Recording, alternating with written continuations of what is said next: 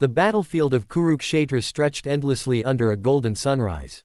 Thousands of warriors stood ready, their armor gleaming, their hearts pounding with anticipation. The air was thick, not just with dust, but with tension, destiny, and the weight of history about to unfold. On one side stood the Pandavas, fighters for justice, guided by righteousness. On the other stood the Kauravas, powerful, ambitious, and driven by pride. At that moment, King Duryodhana stepped forward. His eyes scanned the opposing army, and for a brief second, something flickered within him, not fear, but unease. He approached his teacher, Dronacharya, a master of warfare, and spoke with controlled intensity. "Look, teacher, at this mighty army of the sons of Pandu, expertly arranged by your own intelligent disciple, the son of Drupada. This wasn't just an observation. It was layered with irony and hidden concern. The very student trained under Drona had now organized a formation powerful enough to challenge him." Duryodhana's words carried respect, but also a subtle reminder, almost as if questioning loyalty, fate, and consequence. As he continued speaking, naming the great warriors on both sides, his voice remained steady. But inside, a storm was building. Because deep down, he knew something. This battle wasn't just about strength.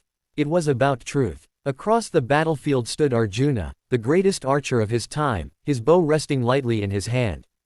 Beside him stood his charioteer, Krishna. Calm, composed, unshaken. While Duryodhana saw an army, Krishna saw a turning point in human consciousness. The conch shells had not yet been blown, but the war had already begun, in the minds.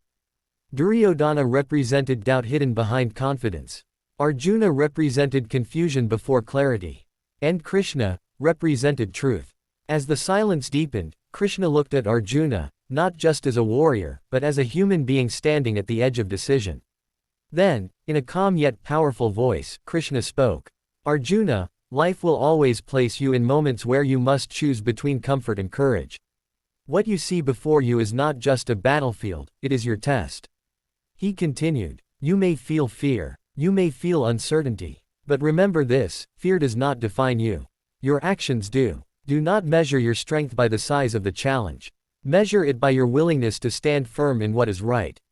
Krishna's eyes were steady, his words cutting through doubt like light through darkness. "You are not here by accident. You are here because you are capable. Because you are meant to rise.